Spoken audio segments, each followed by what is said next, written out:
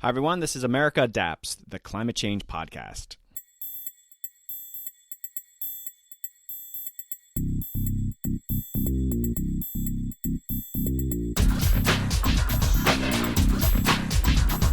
Hey Adapters, welcome back to a very exciting episode. We're talking about building urban resilience to extreme heat on today's episode. Joining me is Dr. Ladd Keith and Dr. Sara Meerow. Sara is an assistant professor at the School of Geographical Sciences and Urban Planning at Arizona State University, and Ladd is an assistant professor in planning and chair of the Sustainable Built Environments at the University of Arizona. You probably recognize Ladd, he's been on several times before. They co-wrote a new book called Planning for Urban Heat Resilience. It just came out, and they're on to share what's in the book and how it could be helpful in your adaptation planning. Extreme heat is the most dangerous impact for climate change, and it frequently gets overshadowed by other impacts like sea level rise, drought, and flooding. It's a great conversation with two of the world's leading experts on the subject of extreme heat. Okay, upcoming episodes. Dr. Catherine Mock of the University of Miami joins to discuss the recently released IPCC report in the chapter on adaptation. We'll also discover how Colorado is approaching climate adaptation. Aaron Sikorsky, the director of the Center for Climate and Security, will come on to discuss national security and climate change.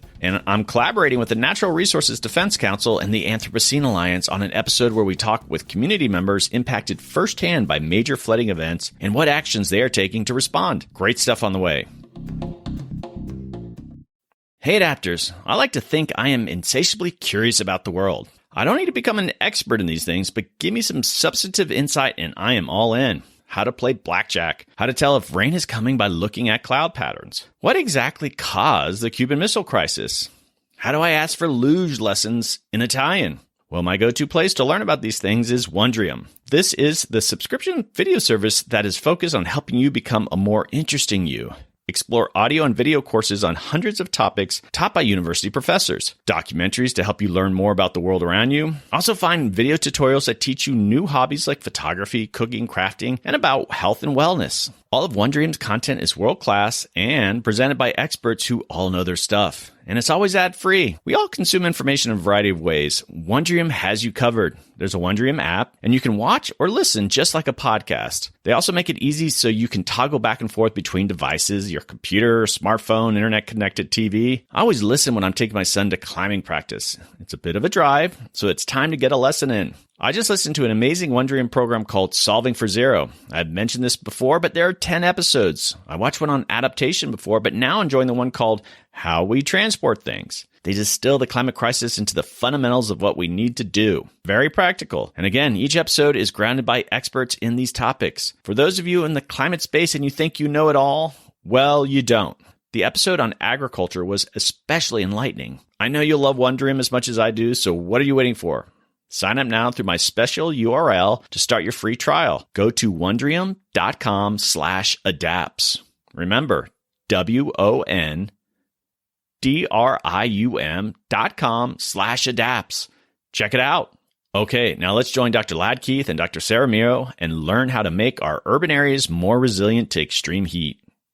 Hey Adapters, today I have a very exciting episode. Joining me is Dr. Sara Meerow and Dr. Ladd Keith. Sara is an assistant professor at the School of Geographical Sciences and Urban Planning at Arizona State University, and Ladd is an assistant professor in planning and chair of the Sustainable Built Environments at the University of Arizona. Hey, Sara and Ladd, welcome to the podcast. Hi, Doug. Thanks so much for having us. And it's really great to be on the podcast. I've been a listener for a while and glad to actually be here. Fantastic. Yeah, glad to be back on, Doug. Ladd, you are a recurring character on the podcast, so you know the routine. And so Arizona State, University of Arizona, you guys aren't going to go off and talk football or anything like that, are you? It's there's not that competition. No, not with the two of us. No. Yeah, we're beyond rivalries. We don't have any too strong of allegiances, I think. Okay, fantastic. So again, we're talking about heat here. You guys have a new book out, and we're going to be talking mainly about that. And I have said ever since, Ladd, you came on originally that I need to make up for lost time talking about climate change and extreme heat and what it means. We're going to talk about your book, but first off, we're going to just give people a bit of grounding if they haven't listened to previous episodes. And Ladd, I'm going to start off with you. Let's just talk more generally about heat. Why is it relevant to climate adaptation? And, kind of set us up with what we're going to talk about in the book. Yeah, sure. Thanks, Doug. And so, like we've discussed before on the podcast, heat's the number one weather-related killer in the United States and has a lot of other impacts across all of those social, economic, and environmental systems that we care a lot about. And one big thing to kind of keep in mind is that these impacts really differ across regions, both in the United States, but globally.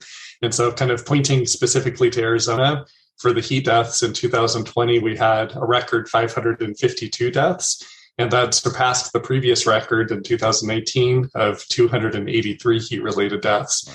And I just took a look at our preliminary data for 2021, which is last year, and we broke the record again. So it looks like we had 551 heat-related deaths last year. And so kind of we're trending certainly in the wrong direction here, specifically in Arizona. And it's important to note that those heat deaths occurred outside of those officially declared heat wave periods. So those were just kind of in our chronically hot temperatures.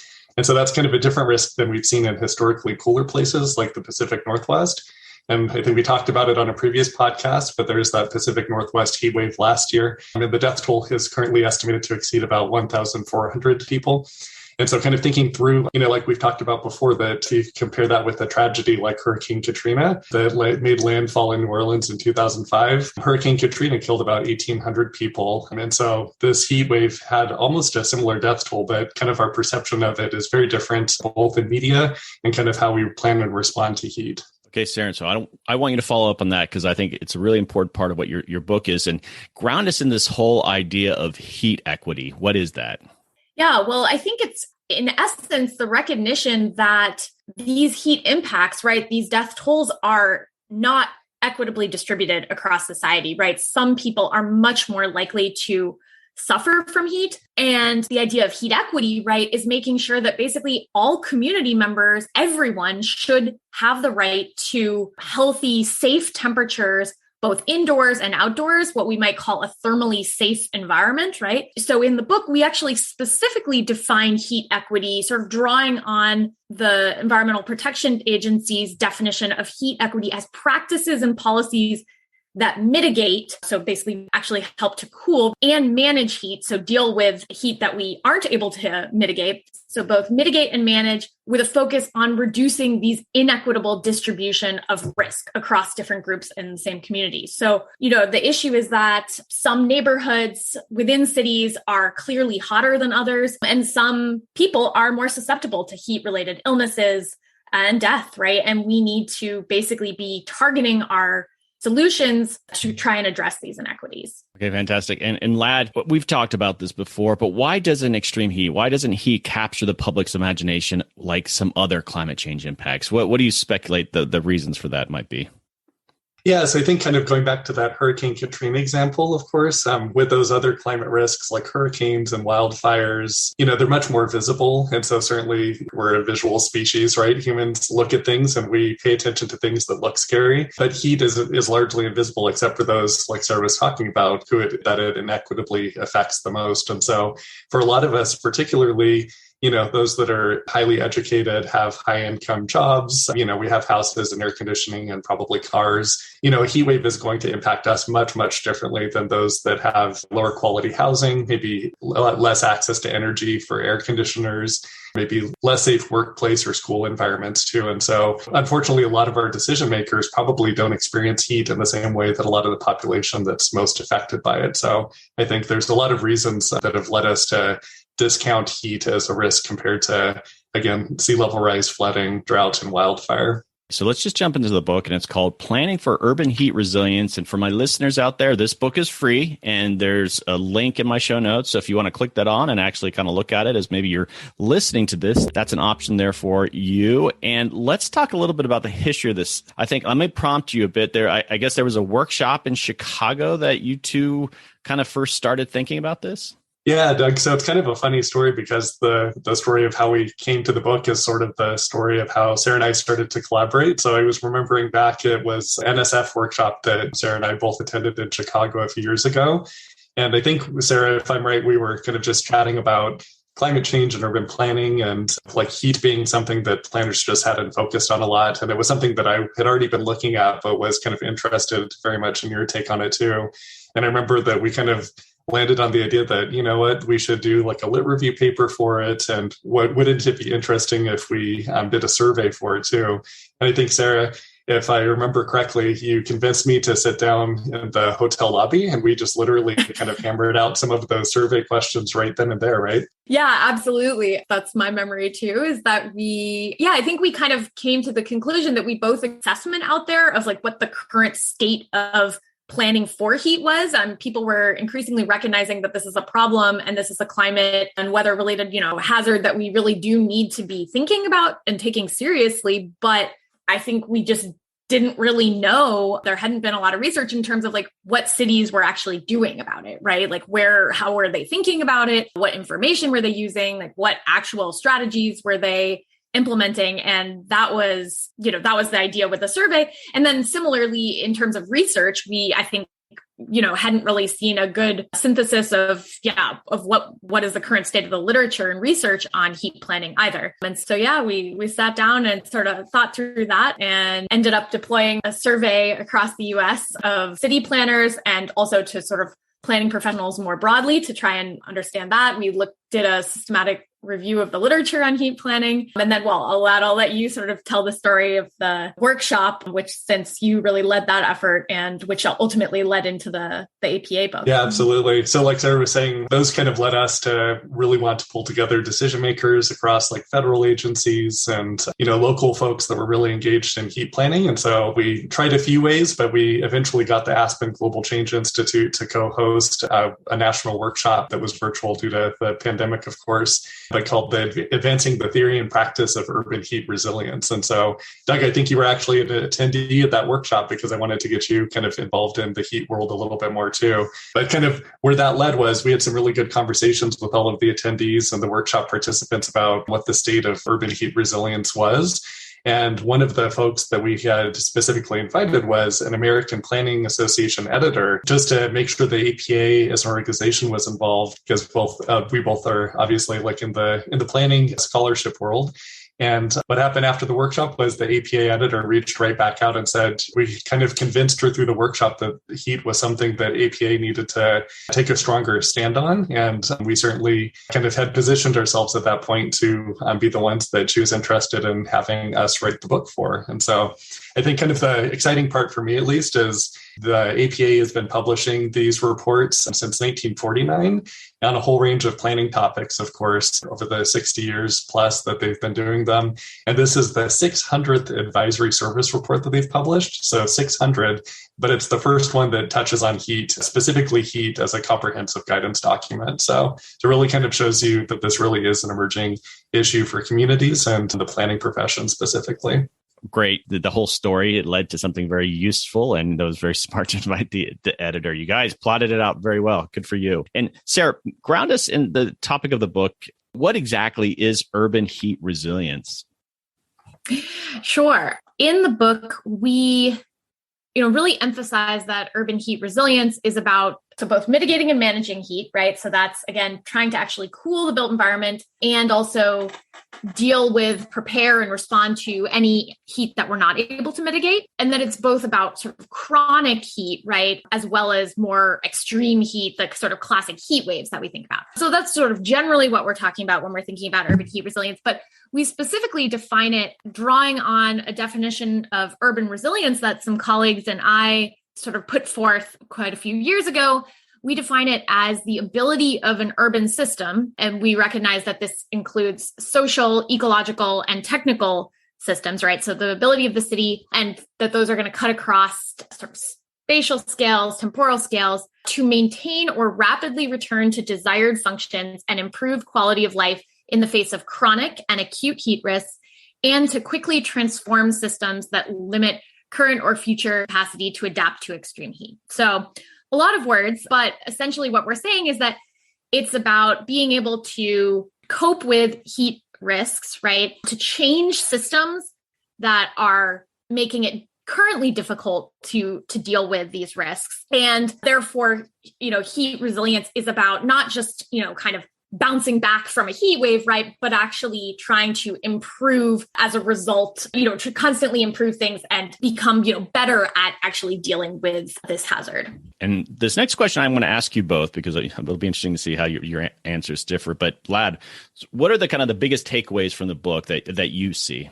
That's a great question. I mean, there's so many takeaways, honestly, but I think one of the things that I realized so I obviously think about heat all the time and talk about heat all the time, kind of work on it all the time. But I think the book was a really good exercise for me personally to go through and kind of put all of my thoughts down and all of Sarah's thoughts down kind of collaboratively, obviously, in one place. And differently than a journal article, obviously, we had to translate this into as plain English as possible for practitioners to make it very practice oriented and useful.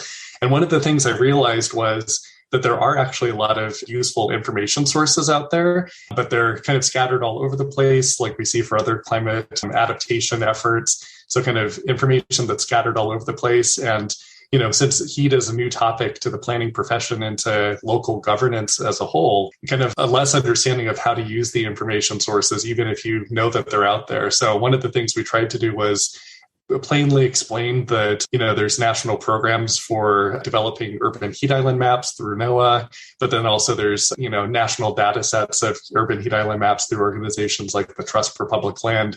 So that information is largely out there if you're interested in obtaining it. Similarly, communities can look at things like the CDC Social Vulnerability Index. EPA has a new environmental justice screening and mapping tool that have different layers of information that are very important for kind of heat-related efforts and that show things like heart disease rates and asthma rates that are closely related to the heat-related illnesses. And just kind of pulling all that information together in one place, but then also describing very plainly how communities can use it. And so I think one of the things that we try to make the point in the book of is that communities can't and shouldn't be waiting for perfectly tailored information, but there's so much out there right now that they should use what's available to start today on it, not wait any longer. Lad's right. There is a lot in this book, but Sarah, what do you think were some of the biggest takeaways for you? Yeah, so I think in addition to this, I think great point that Lad makes about the fact that there actually is a lot of information out there. And I think the challenge is not that we completely lack information. It's trying to figure out, okay, what is the right information to use for community? Where can people find it, right? So in addition to that, I think, and kind of on similar lines, I also think that there are a lot of different strategies that communities can be implementing today, right, to try and both mitigate and manage heat. But the reality is that a lot of them aren't really being explicitly used to address heat right now, right? Some of them, interestingly, communities are planning and actually implementing, right? Things like enhancing walkability, trying to promote alternative forms of transportation or increasing the amount of trips that are done on bicycles. Those actually can, for example, reduce waste heat in the built environment, right? Which can be seen as a heat mitigation strategy, but most cities aren't really actually making that connection. And what we have found, so in that survey that we did of city planners across the US, we asked them actually what strategies they were currently implementing. And we found that they were definitely focused on some and kind of underusing others that we think actually could be quite effective. So for example, we found that 73% of the cities, and this was a survey of a diverse sample of cities across the US, so cities of different sizes in different regions, 73% that said they were using urban forestry or vegetation to address heat, the most commonly implemented strategy, right? So the majority are doing that. 66% said they were also using emergency response strategies, so trying to, again, think about that heat management. But then a minority of planners and communities said that they were using urban design to address heat. Only 24% actually said they had regulations for heat, or 34% who actually had conducted heat vulnerability assessments. And as Lad was mentioning, there's information that's already available that could be used to inform those through, say, the EJ screen that the federal government has produced or the CDC's Social Vulnerability Index, right?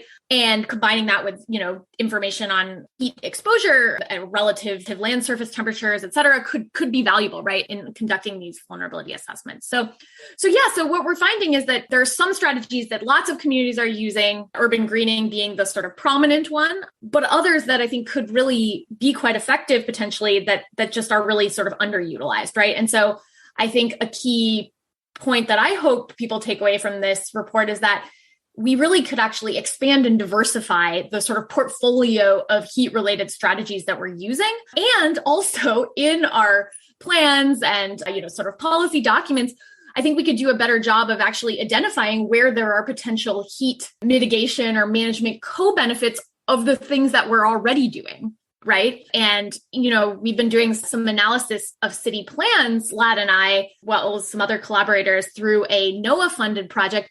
And we found, sort of similar patterns there to the survey, right, where we see a lot of urban greening, but we don't see a lot of discussion around heat when it comes to, urban design, building codes, land use planning, et cetera. And I think there's a real opportunity to connect that with heat explicitly in our policy documents and our plans. So let's talk about some of those examples. Lad, New York City comes up in the book. Why was that highlighted? Yeah, so we do feature quite a few examples of communities across the country. And so large and small communities of all different climates and geographies. Like you mentioned, one of them was New York that we did a little profile on. And they're definitely taking an aggressive stance on kind of heat planning for both mitigation and management, but they're doing it in a decentralized way. And so while some communities are appointing a chief heat officer, or like Phoenix is doing a whole office of heat mitigation and management, New York City certainly has in the mayor's office a highly qualified team of resilience folks and staff, but their approach is much more decentralized. And so they have, planning documents like Cool Neighborhoods NYC that kind of put together all of their heat related efforts. But very importantly, they also developed their own kind of in-house heat vulnerability index, because New York obviously has more resources than a lot of other communities. So that's something that they could pursue doing.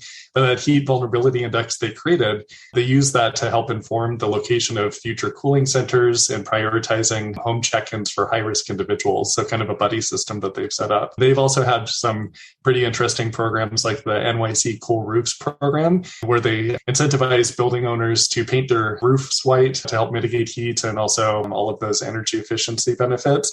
But that's kind of paired with a job training component that's geared towards, lower income folks that need like workplace training. And so they kind of have like a very interesting comprehensive approach for heat mitigation, certainly.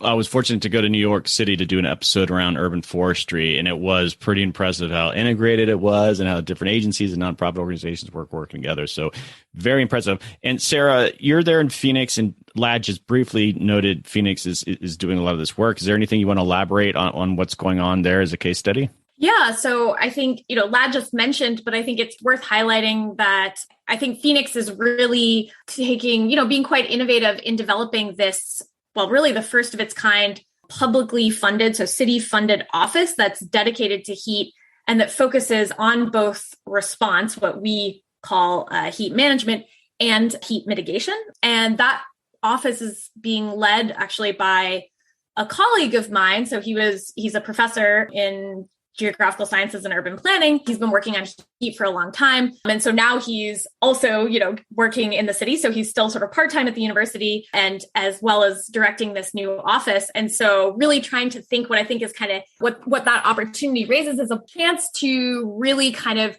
straddle both research and implementation, right? And to really evaluate what strategies, are working, what are not. So like, for example, Phoenix also has what I believe is the country's largest cool pavement pilot program. And they're working very closely with a number of researchers at ASU to actually monitor and evaluate how that's working, right, over time. Based on those results, right, the Phoenix will decide, of course, whether to really, scale this up. So I think that's another example. And I think they're very interested in doing this kind of evaluation and, partnership with researchers on a lot of what they're trying to implement. Another thing that they're thinking a lot about is tree canopy expansion. So again, urban forestry. And in particular, I know that the city is quite focused on how they can do that equitably, which I think is very admirable. So really thinking about, okay, how can we address right now a pretty notable disparity in tree canopy cover between lower income and wealthier neighborhoods? And how do we basically target our urban forestry and tree planting efforts, to these neighborhoods that really need it most? And I think, another thing that Phoenix has, kind of for really been by necessity, right? Thinking about heat for quite a long time. So like they have this regional heat relief network that has been working and bringing together a lot of different partners, different levels of government to try and basically, reduce heat impacts and, try to stop this increase in heat deaths, which Lad talked about in the beginning of the podcast. Lad, there was a section in, we're not going to go over the entire book, but what stood out for me is it was called Addressing Urban Heat Across the Network of Plans. Now, what does that mean? Yeah. So the network of plans is a concept in planning scholarship and practice that, basically it's not just one single plan that determines or shapes a community's future of the built environment and the community itself, but it's really multiple plans kind of all working in concert. And to understand the future of the community's built environments and kind of other objectives that they may have, you can't just look at one plan, but you really need to understand how all of those plans are working together. So that would be the network of plans. We try to make the case that to really address heat comprehensively in a community, you need to look at the whole network of plans that the community has available to it. So for urban planners, things like a comprehensive plan is kind of one of our primary documents. That's the place where a lot of those visionary statements are, kind of determines future land uses and involves public input. But other things are really important too, like communities' hazard mitigation plans, their public health plans, their parks and recreation plans, transportation plans. So I think one thing that Sara and I tried to do throughout the book is really make the case that heat planning isn't just for, resilience planners or climate planners or those environmental planners in communities, but it's really something that kind of all planners and all professionals of communities should be thinking about. In a previous life, I was more involved with those plans. Like the comprehensive plan was like sort of the most important one. And you think there are these plans, the Parks Department has a plan. And unfortunately, and I'm not singling out Parks Department, but like a lot of those plans are just aspirational. The Transportation Department ignores what the park people want to be talking about. And then at the end of the day, I guess it just takes the right political leadership to sort of say, all right, you guys need to integrate, I guess, what you're going for in this network of plans concept, because these different departments keep coming up with these plans, but it doesn't necessarily mean that they're sharing the information or which one has more oomph than the other. So it is a bit frustrating. I dealt with that in a previous life, and it was just like, all right, well, that was a great plan, says all the right things, and now the one with the bigger budget's going to ignore it. Yeah, and it's really difficult. I think both Sara and I acknowledge that it's by no fault of the local professionals who work hard to kind of advance their community's efforts, right? That, who has time to read through all of these plans and kind of assess where they're all headed? Like, it's not a function of any one job or any one department in a local government. And so I think Sara mentioned it before, but the one project that we're currently working on that's NOAA funded is the Plan Integration for Resilience Scorecard for Heat, or PIRSH. And what we're trying to do there is we've developed a methodology, and we're going to be producing a guidebook in the next couple of months that will be out on the APA website for free also, that kind of provides a methodology for communities to look through these different plans and basically score their policies to understand how all of those plans are working together to point them towards heat mitigation in the future. So, Sara, do you want to add to that?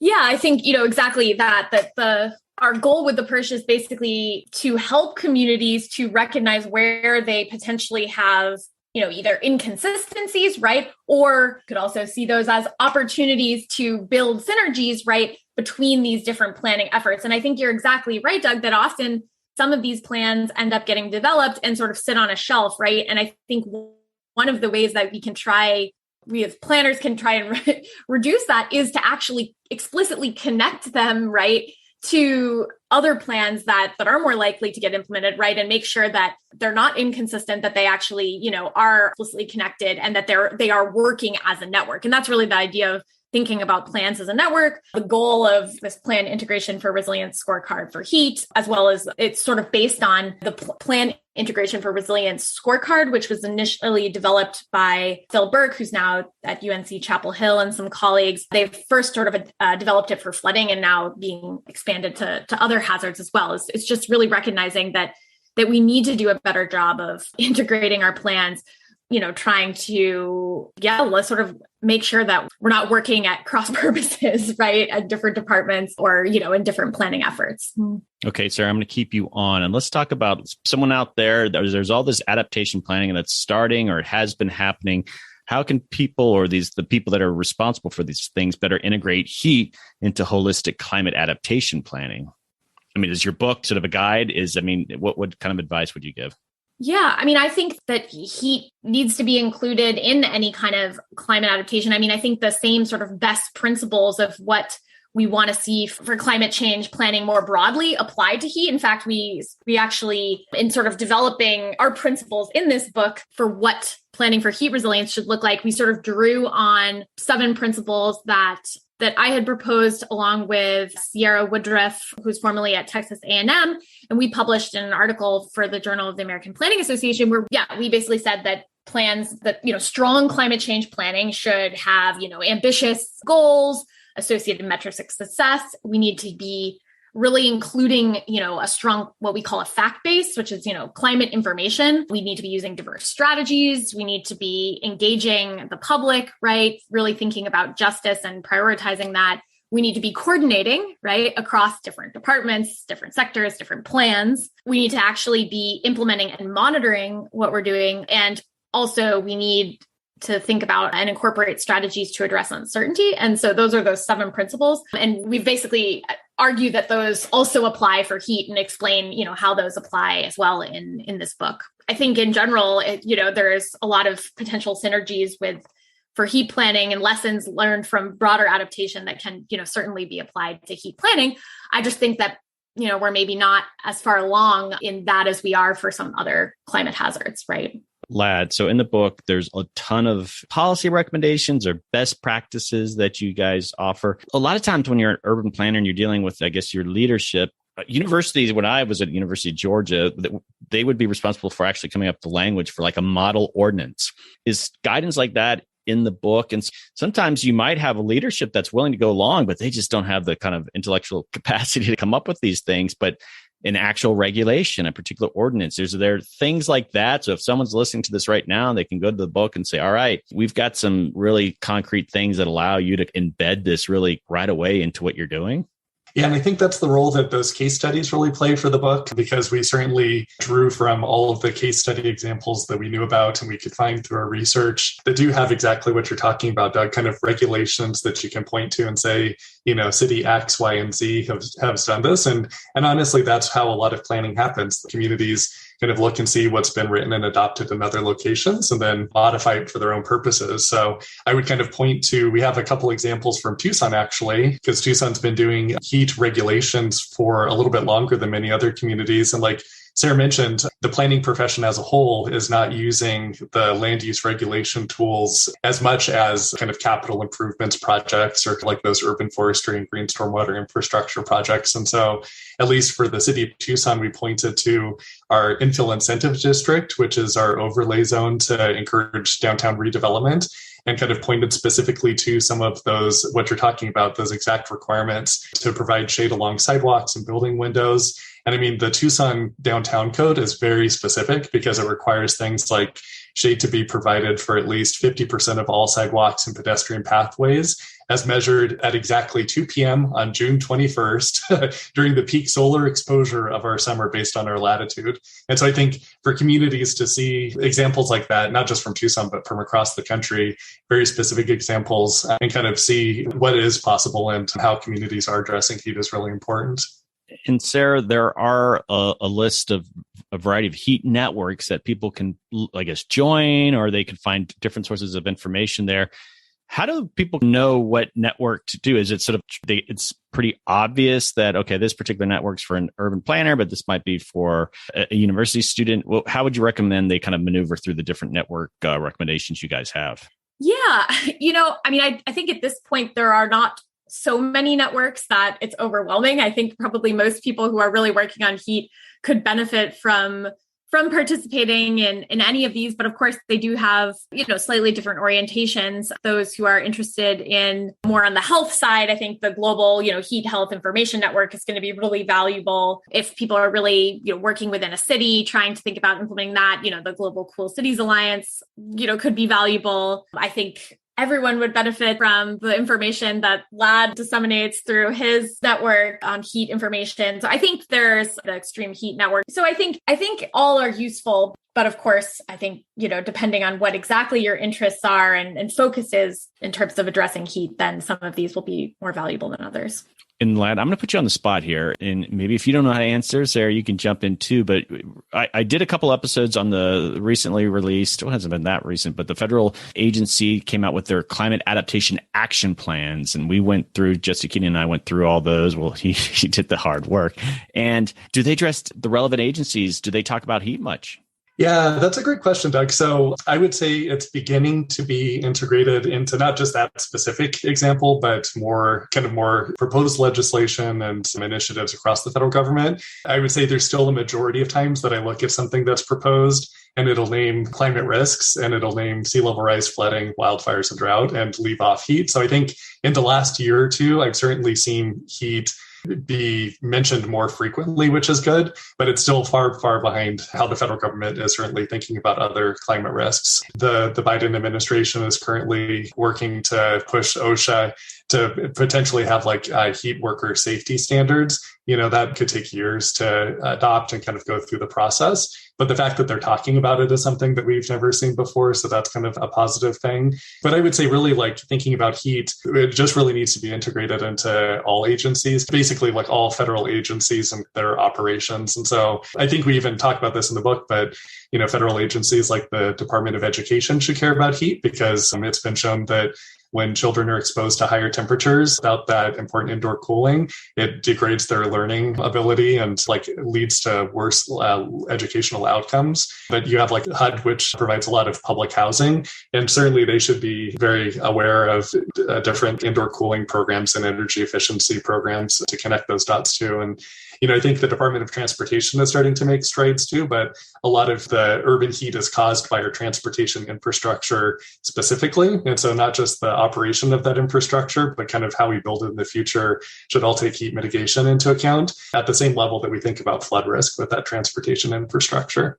I would imagine, especially at the higher levels when they're coming up with adaptation action plans, people are going to be desperate for performance indicators and metrics on, are we doing something right here? And again, heat is overlooked, and there's ways of tying in a lot of those metrics. With the mortalities, it's the number one killer for climate change. So I'm surprised that just from a purely, all right, how do we quantify that we're doing something positive here, that heat isn't more integrated into their approaches. So I guess, I hope to see more of that. Sarah, we're getting toward the end here, and I wonder how you guys have learned from the whole COVID experience that it looked like some of the states got into the business of not necessarily recording the COVID deaths or COVID cases.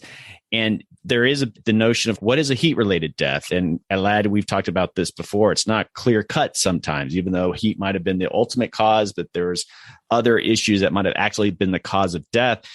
Do you see the idea of reporting on heat becoming political like that? Because maybe it reflects that a city's not doing enough. Do you hear that out there? Is that becoming an issue? I mean, I have not heard of specific examples of that, but I can certainly imagine that could be the case. And that obviously, if you have your heat deaths are trending upward, that doesn't look great, right? And that definitely is going to be a concern for a community. And I've not heard of any specific example where heat death reporting has been, politicized or they've changed methods. But I mean, I could definitely imagine that happening. I certainly can imagine. Just everyone wants to politicize every bit of data out there. All right, Lad, give us, I think you guys had some partners in this that you want to acknowledge. Yeah, definitely. So I think the other thing Sarah and I probably learned through this process is just how many people it takes to produce a publication like this. So, of course, the American Planning Association was instrumental for even giving us kind of the platform to pursue this project. NOAA with the grant to make this a freely available resource.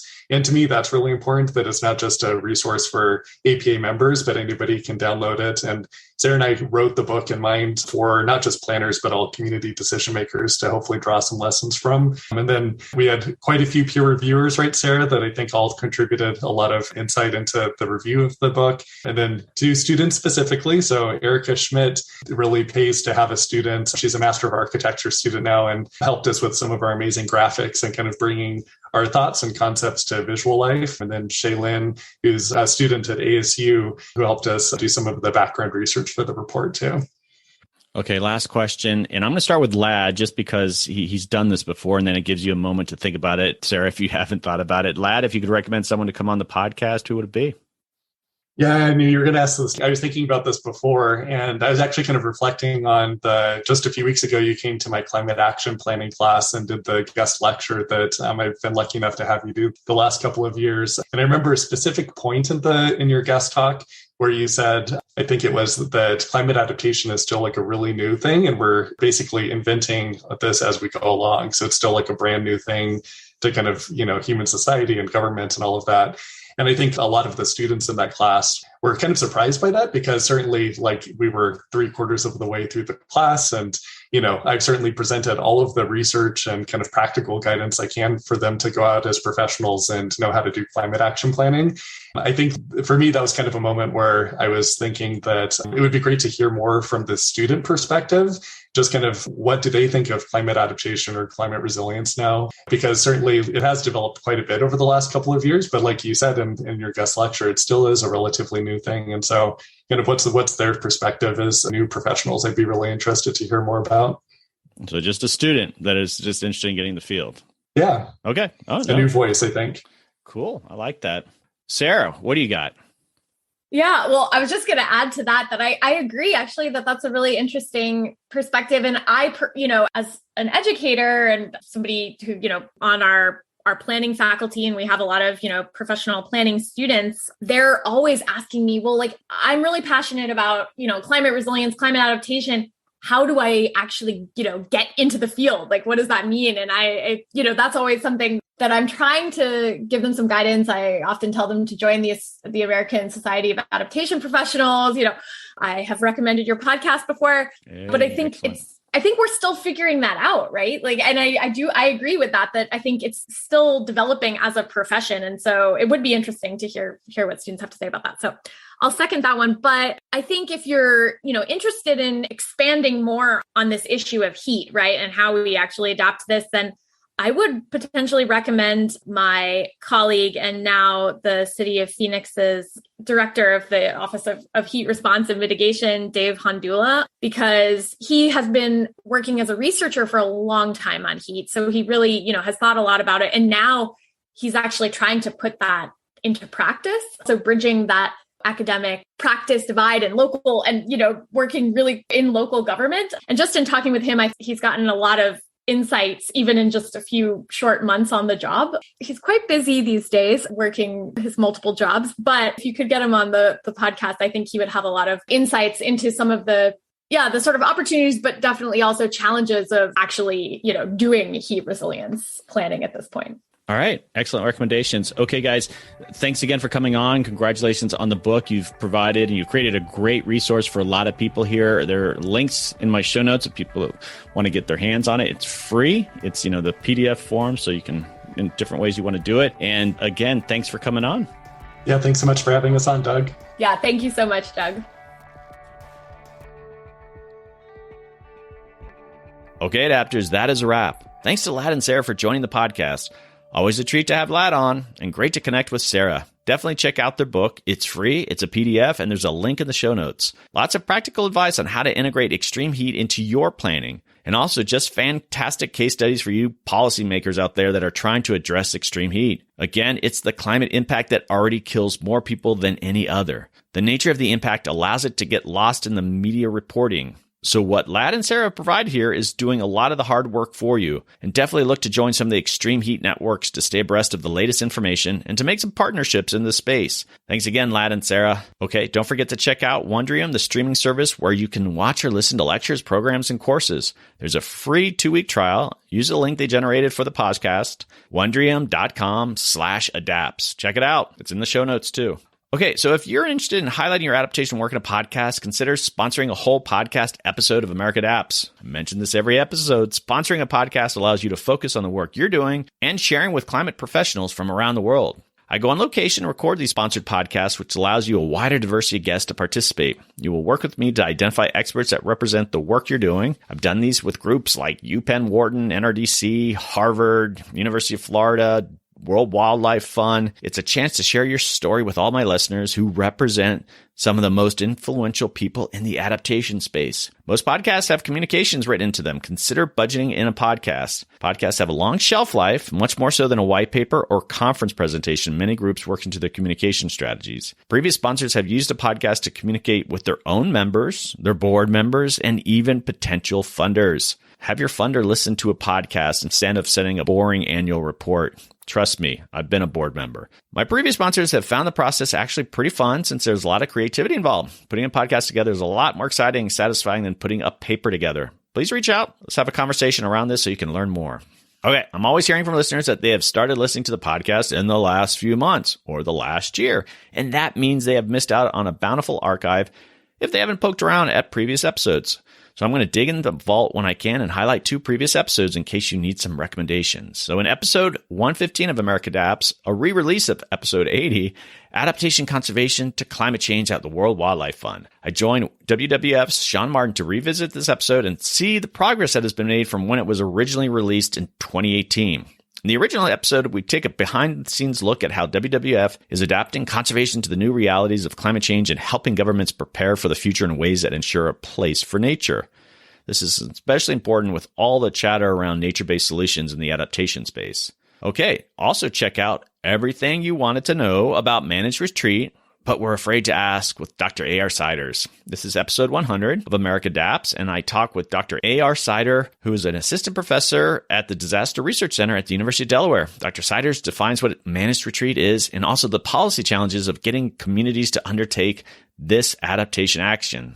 2 great episodes. Have a listen. Also, if you are interested in having me speak at a public or corporate event, reach out. Folks, I speak a lot and you're going to enjoy it. I've been doing some keynote presentations and they are very fun and I get to meet people and I get to share stories around adaptation. It's this emerging issue. You need to let your members know about this. I talk about adaptation in ways that will motivate and inspire you. You can reach me at my website, americaadapts.org. And for my regular listeners, podcasts rely on word of mouth. Please take a moment and plug America Adapts on your favorite social media feed. I'm on all those feeds, except for TikTok. Maybe I should consider that. And I always reshare if you connect to me. I can't stress enough how important word of mouth recommendations are for podcast growth. And on that note, I love hearing from you. I mean it. You guys reach out and it gives me insight to who's listening. Sometimes it leads to a Zoom call and I get to meet you and learn about what you're up to. And maybe we brainstorm on a potential episode. Seriously, it is the highlight of my week. I'm at americaadapts@gmail.com. Send me an email. Okay, adapters, keep up the great work.